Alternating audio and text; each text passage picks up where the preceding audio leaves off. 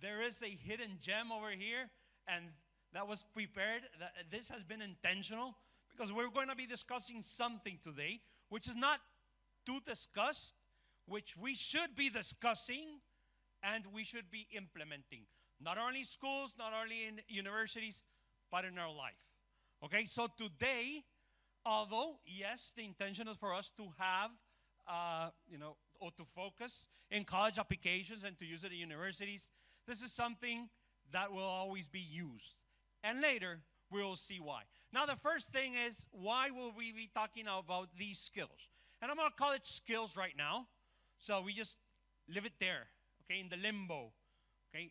Later on, our panelists will define what we're going to be talking about specifically. But skills. Why is it important to talk about skills? Well, the first thing, slide please, is that we need to understand what lies ahead. Okay? After looking at the World Economic Forum report for the jobs of the future of 2020, it is quite clear and it is important and fundamental to understand that what lies ahead, we have no idea what it is. Slide, please. Okay? And therefore, if we look at the report, okay, and we see at the skills that are going to be fundamental for 2025, I can start by reading out analytical thinking and innovation, active learning and learning strategies, complex problem solving, and there you go all the way to number 15. Okay? However, there's something important that is governing on top of that. Okay? But the thing is that due to the fact that we don't know what lies ahead, we do not know what are the futures, we have to focus, and our counseling should be centered on this. Because if not, we're going to be having problems. Slide, please. Now, if we look now at the top job roles that are in demand, okay, across different industries, we're going to see that there are those that are just hands-on labor start to go down, and those that require creativity and another set of skills start to go up. Okay, and here we can look at them, and you can access this report online, and it basically starts to more or less give me a sense of the direction in which the jobs are going. And it is important for me to understand this. Slide, please. Now, besides that, if we pair this up with what's happening at a technology level, we start to see that this or these jobs are associated to the skills that are going up in demand. Cloud computing, big data, Internet of IoT, encryption and cybersecurity, AI, augmented reality, all those things. So it's really important to visualize that we have more technological jobs and we have jobs that require a different skill set. So that's what we need to work with our students. Okay, and that's the X-ray that we're going to be addressing with our panel today. Slide. Furthermore, we will be seeing that there are barriers to the adoption of these new technologies. And observe that these barriers are related and they're interconnected with the lack of those skills that we're going to be addressing. Skill gaps in the local labor market, inability to attract specialized talent, okay, leadership, insufficient understanding of opportunities. So all these, they're embedded there with these skills that we do not have. Those skills that our students need, okay? Therefore, the jobs of the future do not exist. We need to prepare students then to be able to cope with that non-existent job market. Why? Because we're preparing them for something they're going to be graduating within the next 5 years. And so we have to prepare them to be able to address those jobs in 5 years, in 7 years. But we don't have crystal balls. And therefore, we have to give them the tools to be able to cope with this uncertainty. So I'm going to hand it over now to Stephanie. Stephanie, please take it away.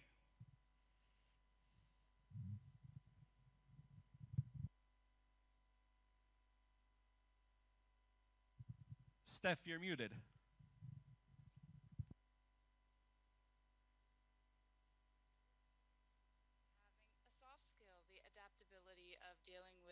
technology. Okay, so yes, as society becomes more automated, uh, machines still do not have some attributes that, well, let's just say human beings have, which is what we need to prepare our students for, making sure we strengthen those skills in order to, while they can become uh, the workers of the field in which can't supply the demands that the machines can. So, what are these soft skills? Most of these soft skills deal with personality traits or attributes that are linked to how you work or interact with others.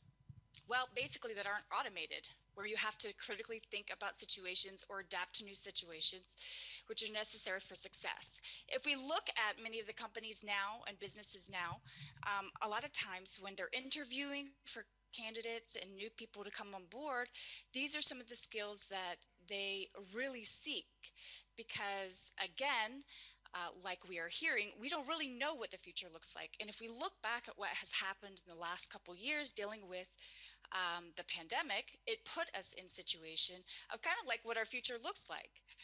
We're thrown into a new environment, and we have to be able to quickly think on how to adapt. Uh, if you're like most of us, um, especially as educators, we had to go online and we had to teach virtually, and we had a lot of educators weren't experienced with dealing with being on computers and having virtual classes. And so those are things that threw everybody into a situation where we had to deal with it. And sometimes that's not easy. And these are skills also, you can go to the next slide, please. These are skills that not, well, they're not easily able to learn. Some students have these skills naturally. As you all know, we probably have some students that are born leaders, but not all students have these skills. So we need to be able to find a curriculum or put it in a curriculum, as well as counsel our students on how they can develop these skills. For example, communication, self motivation, responsibility, teamwork, problem solving.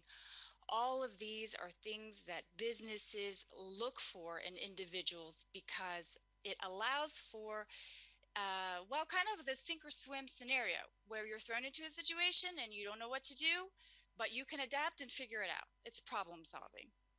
So it's important that we counsel the education and the curriculum, instilling a curriculum that develops these skills. You can use community service.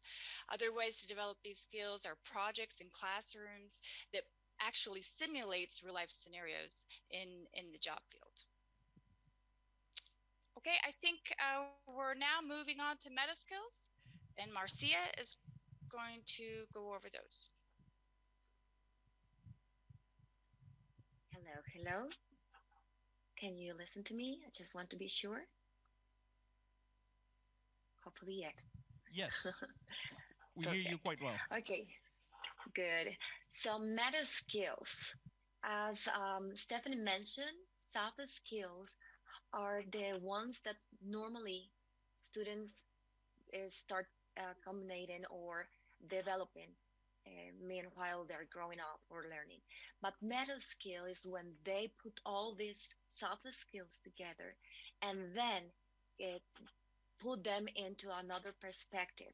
It could be making new, more skills or improvising the existing ones. So that's the meta skills. You can define that.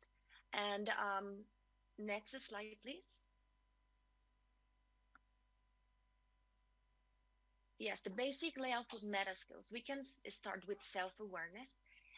When students understand their abilities or the shortcomings that they have, it helps to understand more themselves and they can interact better with others or they can manage different conflict situations and then can be more effectively.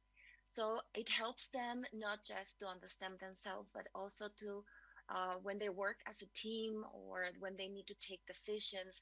Empathy is so important nowadays, especially in different organizations, to start doing better kind of projects together, and then they can alleviate conflicts with others. And obviously, to accept the reality. We are in constant in changing, and things are so different every day. And when they are starting accepting the reality, it helps understand more what do they need to do and how they can act and be better. Other one, it's the creativity. And when we talk about creativity, it's about the way they can develop original ideas and how they can explore to find new ways to solve different problems. So that's why the problems solving problem situation is so important, and also improvisation. Because the every day is changing and the time is um, going faster day by day, to have the idea or the ability to um, improvise to find a solution, it's so important, not just for them but also for organizations who need to find people who work on that, and stop just being just thinkers but also being person who can understand more, how can they solve problems or find the right solution to continue doing things. um, the other one is the resilience. I'm sorry, I sometimes forgot how these words mentioned.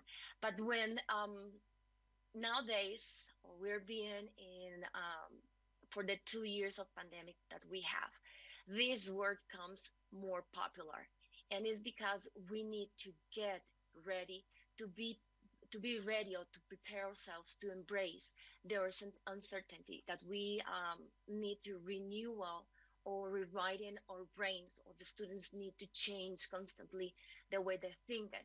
So take decisions to learn, and also experiment to get to new conclusions, and also to understand more more than just to acquire the knowledge. They need to figure it out and find the right decisions.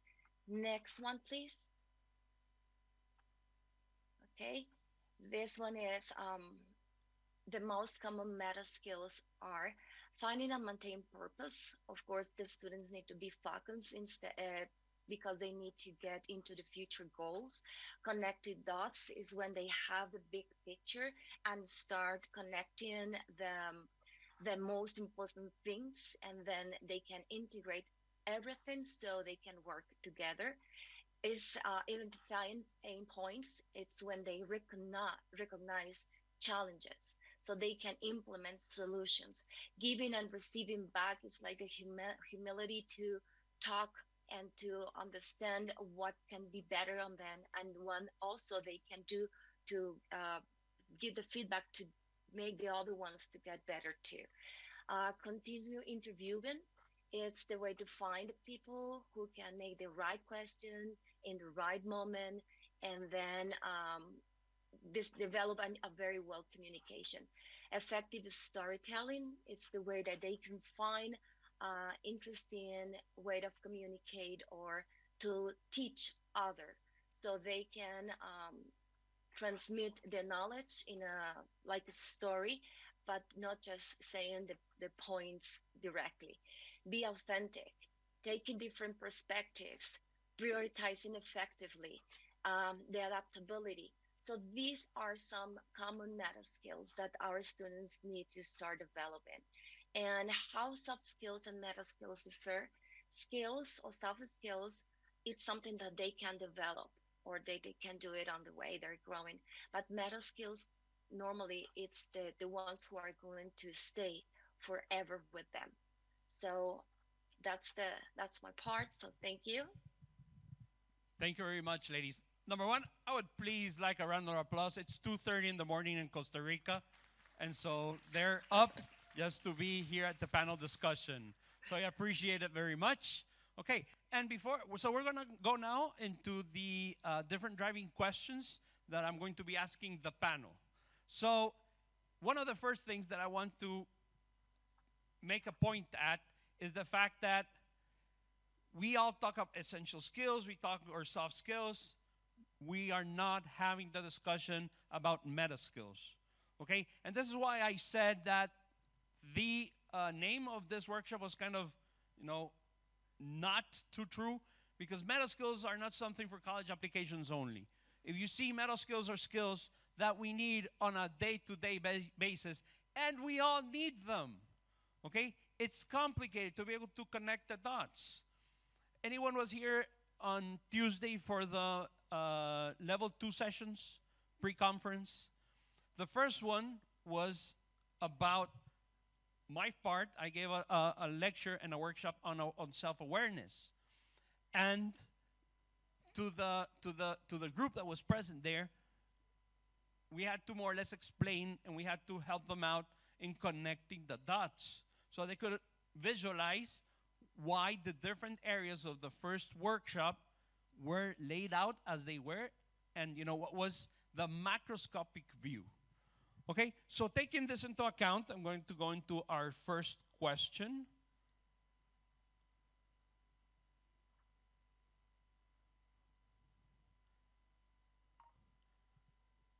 Okay, ladies, so the first question is, are these skills, we're talking meta skills and essential skills, but I would love it if we could center a little bit more in meta skills, which are the ones that are brand new to our jargon, okay? So I should have started with that. How many of you have heard of meta skills before? Okay, one person, great. Okay, so I would like to focus a little bit more on meta skills, okay, and be able to discuss them a little bit more. I do know that, well, both of them are educators. They worked a lot in Costa Rica as educators, and they have implemented active learning. So they have implemented PBL, they have implemented service learning, experiential learning, okay, all these types of learnings that are mandatory in order to be able to foster the environments that will allow me to nurture these skills. So again, sorry, the first question would be, are these skills defining factors when preparing students for their professional and their personal lives? I want to start with Stephanie.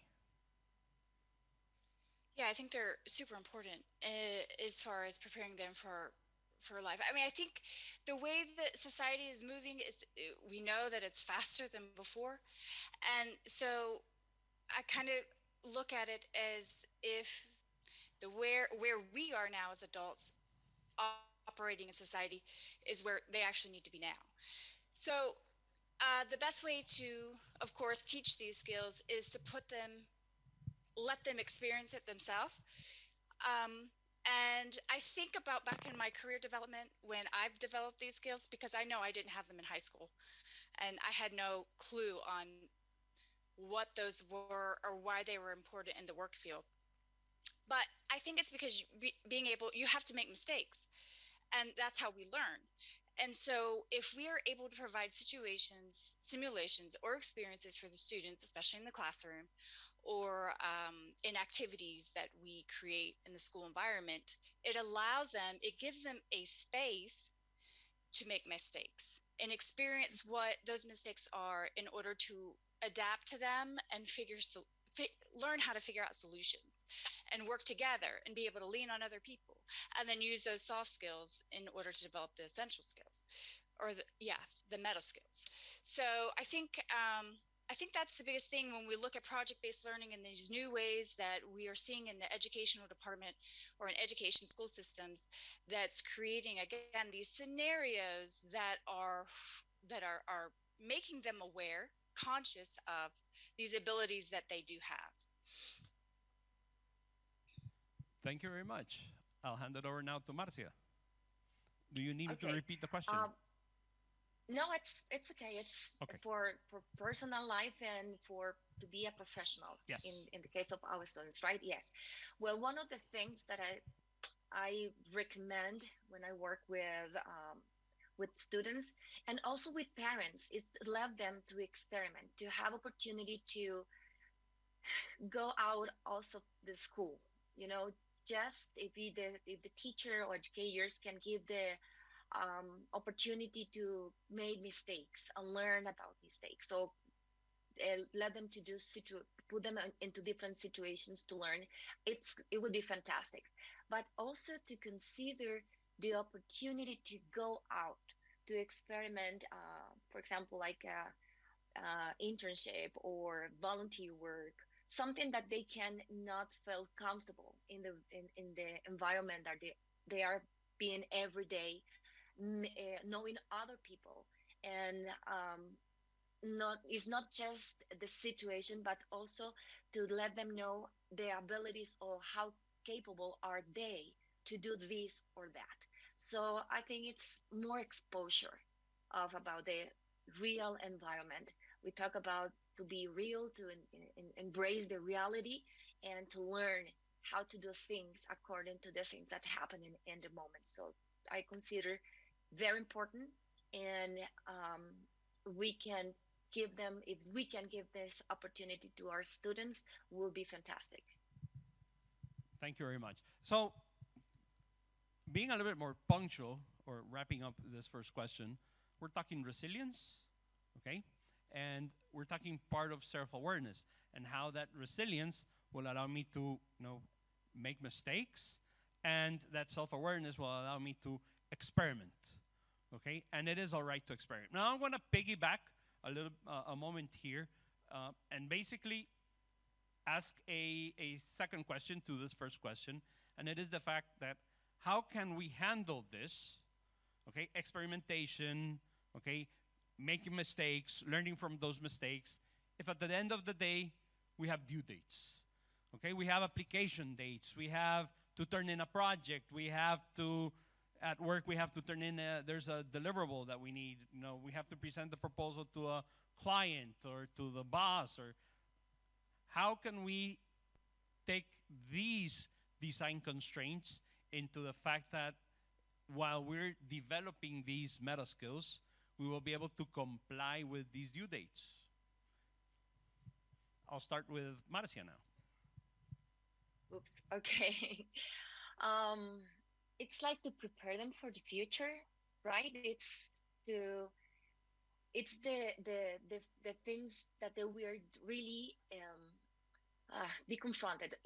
If we give them the opportunity to analyze the different perspectives, or to know what the reality is, we can give them the guidance to learn how to, I don't know how to say this. I'm sorry. Gerardo, can you give me a help with? Sure thing. Hello? Yes. In Spanish? Yes. Yeah. La forma en que nosotros podemos exponerlos a una realidad que no sea solamente la virtual, sino ponerlos en una perspectiva más aterrizada de lo que nosotros pues vivimos el día a día también como trabajadores. I don't know.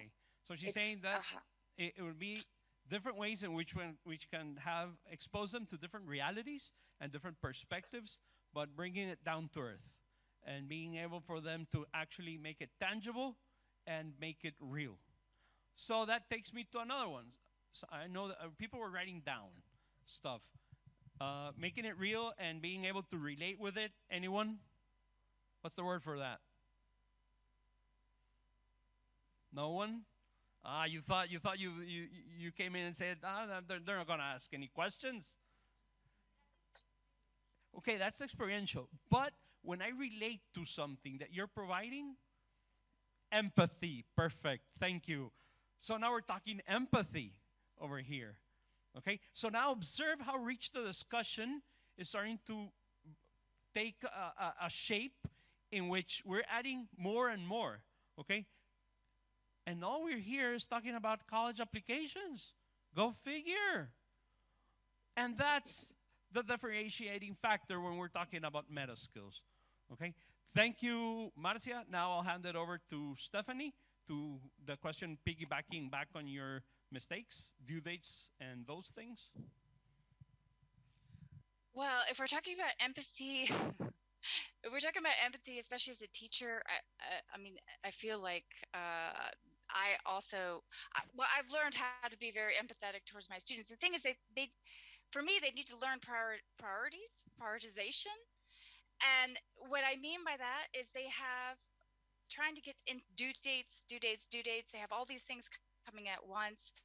And a lot of times I have to sit down with the students and talk to them about how to prioritize. And not everybody knows how to do that. That I would say that's a skill that that you have to learn and you have to think about. You have to become aware, especially when you have students. A lot of students, especially when they're applying for college, they want everything to be perfect. And when we talk about reality, reality is not perfect. You live in a real world, things go wrong, you have deadlines you can't meet.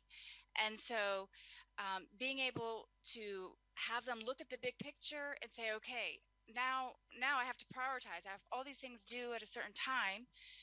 I've got to start putting them in order. And a lot of times we have to speak to them, and we have to help them kind of figure out how to prioritize all of their things in life. And that's what we do in real life. uh, we all want 10 more hours in the day to finish all the tasks that we have. We have this never ending pile of things that we have to finish. And kids don't know that. Kids don't realize that's the adult world. That's the real life world. That's the working world. So being able to look at all of the things around them and figure out how to place them in the right spot so they can complete them in an order of priority. I think that's important. Thank you very much. Okay, I'll go on to the next question now. Um, why do we need to address these meta skills? And now I'm talking specifically about the meta skills as key elements in the choosing of a major, in the choosing of a professional career, and in our professional lives. Okay, from your experience, what has been, those driving factors which tell me I need these skills? And let us just focus on the 10 meta skills that we had, spoken about before. Why do we need them? I'll start with Stephanie now. All right. When we're looking at colleges and future jobs, why do we need these meta skills? Let's look at some of these. Well, one of them is looking at purpose, connecting the dots, identifying, what is that, pain points, right? Identifying pain points. There is prioritizing effectively, effective storytelling, authenticity, taking different perspectives. Um, I think when they're looking for a career path, I think, looking for a job or a career path, you have to connect the dots. You have to be able to look and see. I think you have to become self-aware as a student of what you're good at. Maybe what skills that you have that can really accentuate your place in the workplace or your place in that field. A lot of times you have individuals that don't have leadership skills per se, that struggle in leadership, and looking at a career path that allows them to succeed and taking the skills that they do have and being able to use those and successfully. If you have someone who is really good at problem solving and can think quickly on their feet, that might be a different career field than someone who is creative and has more of an abstract view of thinking.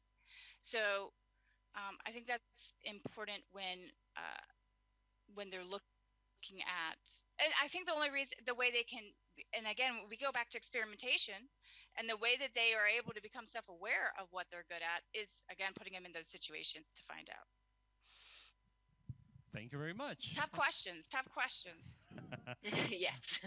And now I'll pass it over to Marcia. Well, the thing is that these are the questions, and let me just start by saying that the panel received a couple of questions, and they are not the questions that I'm asking right now. That's the first thing. Why? Because the part of the questions and part of the thing is that many times the idea is to have organic questions through what they're discussing. Okay, so the questions that I'm starting to throw at them right now are those that are flowing organically from this discussion. Okay? Sorry, Well, Marcia, over to you now. yeah. Okay. Well, because we present already the different meta skills, but also meta skills we can, when we recognize them, we can also find in our students their own abilities, their preferences, and when we encourage them to work these abilities into identifying the abilities into these meta skills, they can also can develop or start working the the things that they need to challenge them. For example, like if they don't have a very good knowledge about reality, okay, what do they need to do with that to be more authentic? For example, probably helps them to uh, find a good job in a way that they can choose the job according to their values, and it makes more easy the way that they can choose the major or find a good job who match with the people, with the person, or using the abilities in a very in the best way for them. So when if they think they can do or they can be an engineer, for example, okay, what are the abilities or what are the metal skills that they have or she or he have to find the good career.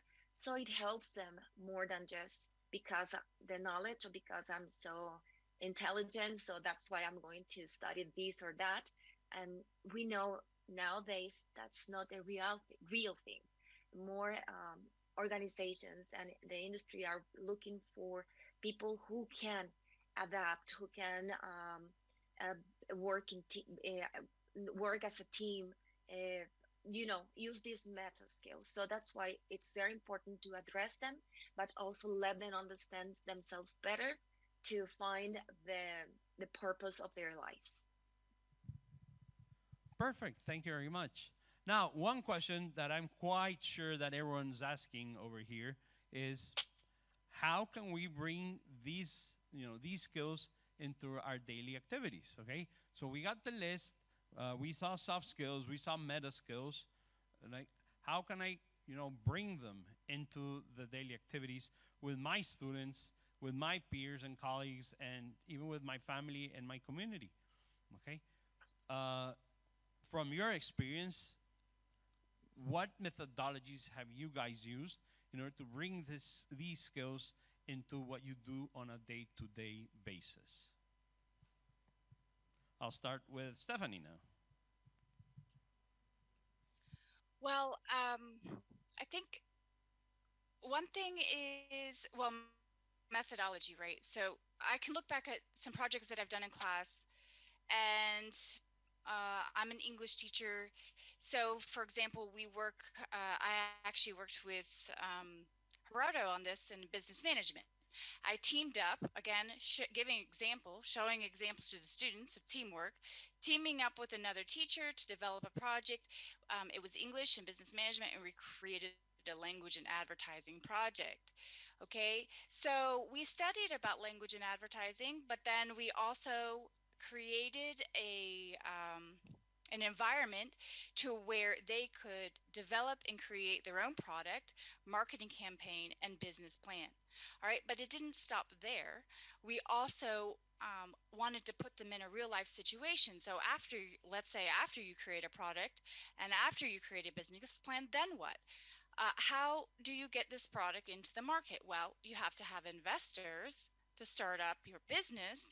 So we invited individuals to come, real professionals to come and listen to their proposals, right? So it's giving them that experience of being put in a real life situation and having sometimes to adapt. They received questions from these investors that were completely unexpected. So it gives them that experience of what a real life situation would be like. And something like that is huge. They really learn a lot in those environments, and they can learn more from that than they can just by taking notes, learning the technical names, and then putting it on a piece of paper. So I think that's a good example of why that's so important. Again, they're going to fail. There's going to be mistakes made.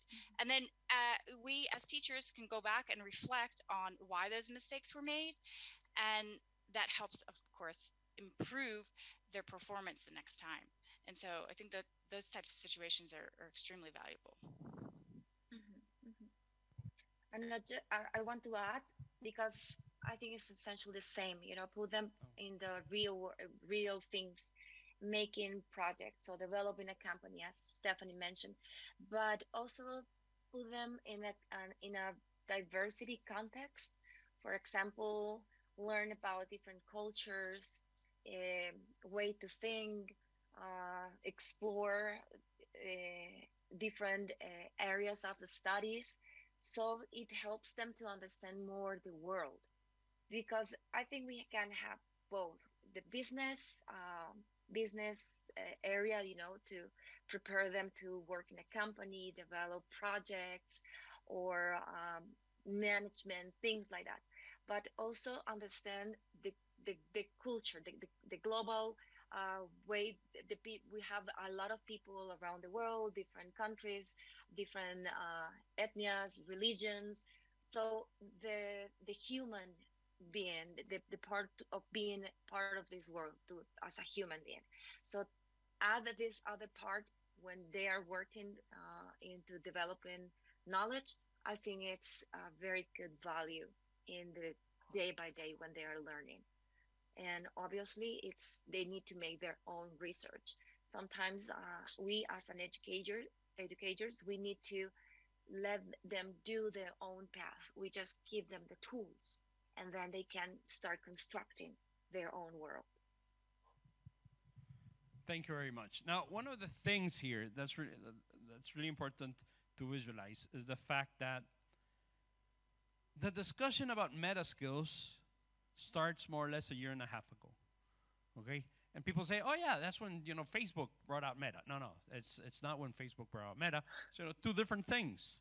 But there's something that basically started or kindled the discussion, and that was the pandemic.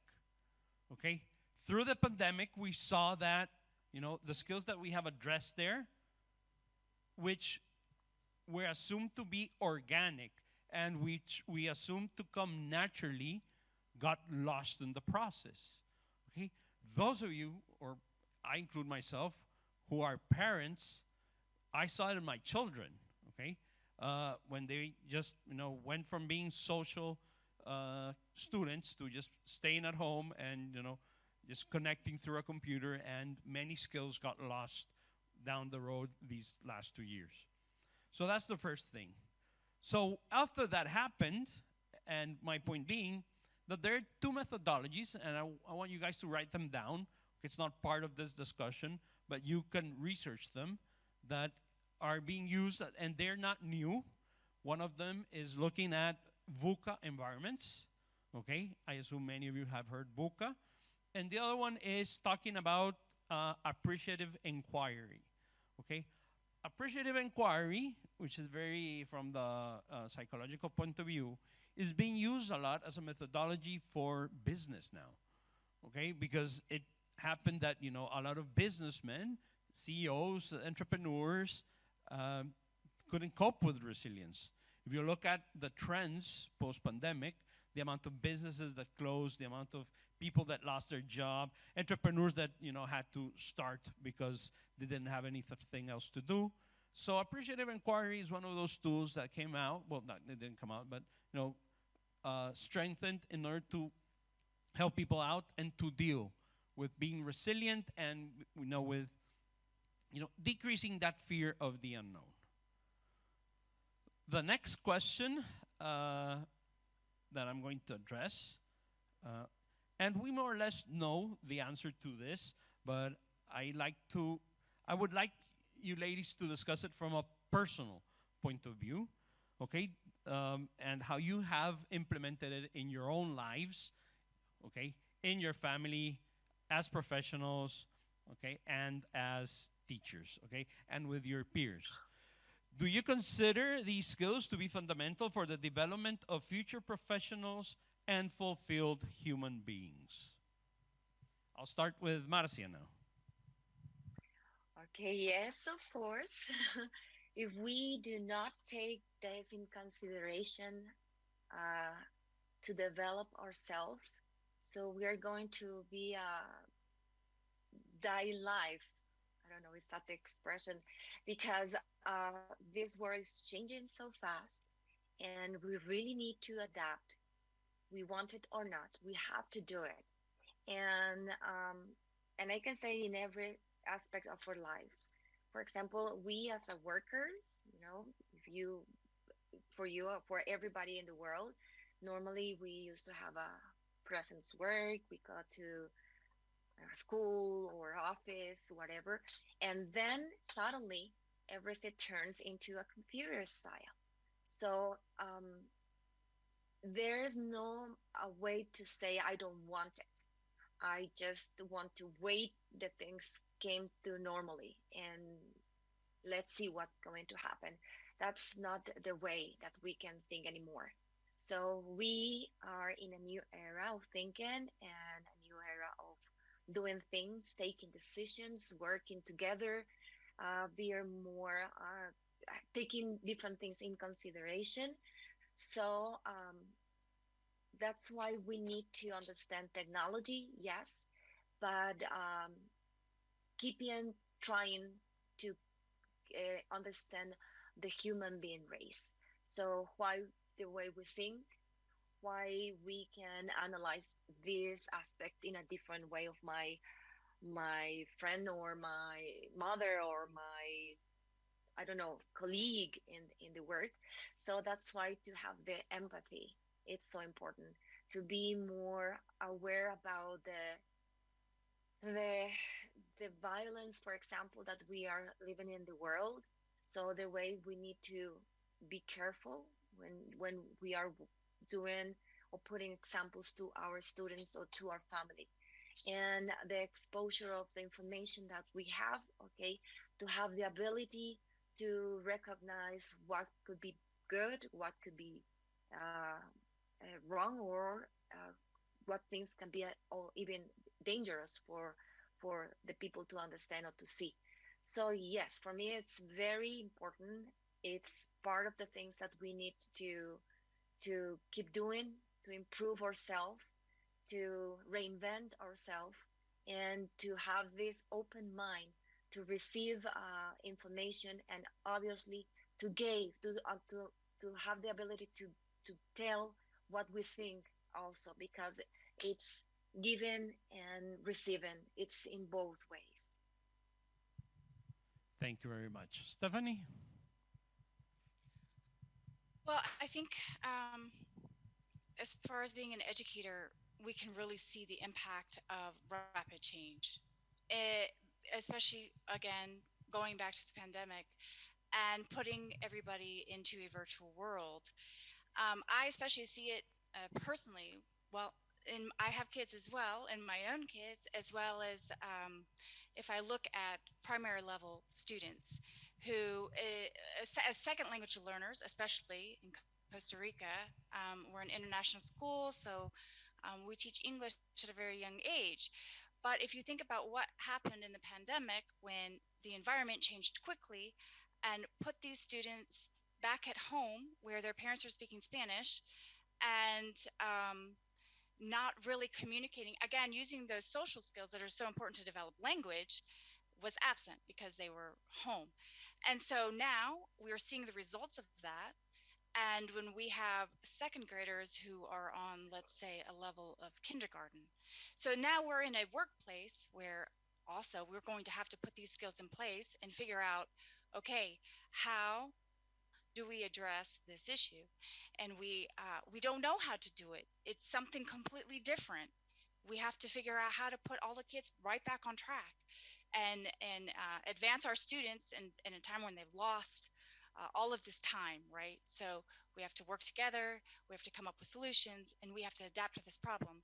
We can also look at in the older students, especially too, where technology is such a key focus in our lives. We don't know the effects of all of this online activity, being having access to the internet, having access to social media, we don't know the effects of this on our students and their learning process. And I feel like in the future, that's going to be a huge thing that teachers are going to have to adapt to. We can see behavior issues, I think, more um, now than ever before. And, you know, we can ask these questions. Is that because of so much technology in our daily lives now, this automated society? So these are also issues that we're going to have to face. But these are examples of how these skills that are so important in everyone's life, in for the future, for getting into the job place, but now, especially in the education world, and having to come to grips with living differently, right? We live differently for sure. All right, thank you very much. And on a final note, because we presented 10, and there are many more, but we presented 10 meta skills, which are the most common and the most important. And many of you may ask, well, where do I start? Okay, start with the first one and scale it up. But it is important for everyone, maybe our students, maybe ourselves, to answer the question, why? And that question is associated to purpose. And we need to have a purpose, and we need to have a personal purpose, a community purpose, a future purpose, but we need that purpose because that will be the driving force that allows us to keep on going, to keep on connecting, and to be better and wiser professionals.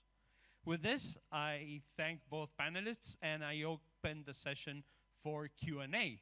So if you have any questions for the panelists, you may ask them right now.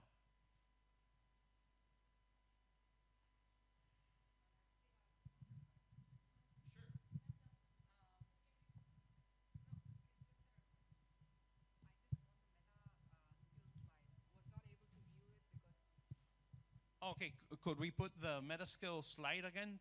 You want the circular one or the ten skills? They will have access to the PPT, right? Yes. Okay. Yeah, that's the one. Maybe we could show it on screen so that you can copy it down.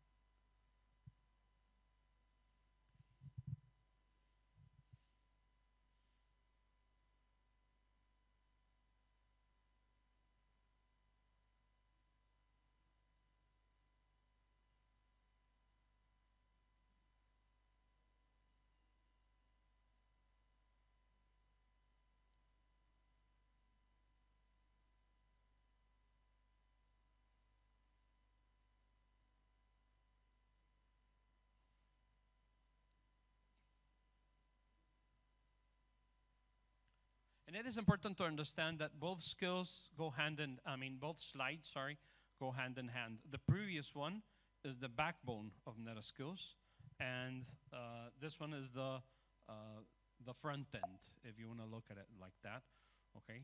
So the driving way in which everything is interconnected is the previous one, and these are the ones that, you know, everyone sees, okay? These are the skills that basically govern us through life. Um, while they are doing that, I also have another question. So a lot of things are being gamified right now, and so if we can do something similar to meta skills, so I'm not sure. Like my point, why I'm asking this is there is this saying in my language. So we say ஆடுறமாட்ட Aadi கறக்கணும் பாடுறமாட்ட body கறக்கணும். That means like the cow that dances you have to dance and milk it, and the cow that sings you have to sing and milk it. So as you said, because of the pandemic everything has gone into technology, and it is really difficult to get our students to look into personality development and things like that. They just think it is not necessary or important because they are not aware of what the life is they're holding out for them. They are not understanding that yet. So if there is any platform that gamifies it, or like gives it to them in a better way without them actually knowing that what they are having, like sugarcoating the medicine or something like that. Ladies at home, would you like to answer the question? I think it's important. Well, I was going to say, I think it's also important to put into the curriculum. I know I do it. I know to do it in my classes, but to learn about technology, the internet, the world around them. It's a different world. We're living in two different worlds, honestly. We're living in a physical world and a virtual world. And I talk a lot about this with my students in the classroom, that the physical world is very different than the virtual world. And our kids now, our students are spending more time in which world? We have to ask that. Honestly, I would say that maybe they're spending more time in the virtual world. So getting them back into the physical world, again, where these attributes and these characteristics are important, is a must. And I think that's our challenge, right? Because again, they can't necessarily, these skills are different in the virtual world. And that's how they're communicating. They're communicating through text, they're communicating through media discords and things like that. And so then when they get thrown into the real world, they don't know how to deal with it. They don't know how to talk to each other. They don't know how to have empathy towards others. Because they're in those little micro, I think they're called echo chambers, right? They're in the echo chambers where they're only talking to people that they know how to get along with, that they have the same similarities and characteristics. So then they get out into the physical world and they say, oh, I have to deal with this person, that we have alternate perspectives. How am I going to talk to this person? So I think that the more, again, we're in this technological world as teachers, the more we have to bring our students back into the physical world and put them there. And that's really a big challenge for us. I mean, and gamification is a really great element, okay? But again, one of the problems is that you are giving too controlled of a situation. And don't get me wrong, I mean, I've used it, but we have to bring them into that experiential learning. I usually, say it, get your hands dirty. I mean, in Costa Rica, I work with CEOs, I work with, big businesses, and it is hard for them to get their hands dirty, to be able to, come out of that comfort zone. The first thing that when they ask for an activity, or when they ask for a session, or, crowd working, or whatever, the first thing that they say is, yeah, but we wanted executive. I was like, what do you mean you wanted executive? Well, it's going to be CEOs, it's going to be, CFOs. No, there is no executive, okay? This is for everyone, okay? Because these skills cannot be applied executively, okay? You have to apply them across the board, okay? You either apply them to all the students, or you don't apply them. You either show them to all your students, or you don't show them, okay? But you cannot differentiate. When you're talking about abilities that will allow us to be interconnected and that will allow us to be better human beings. Okay? Everyone needs to connect the dots. Okay? And I've said this, when I work with businesses, okay?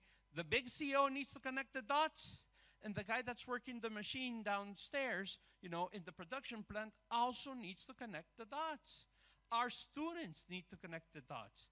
My 8-year-old needs to connect the dots. Okay? Everyone needs that. Okay? Everyone needs storytelling.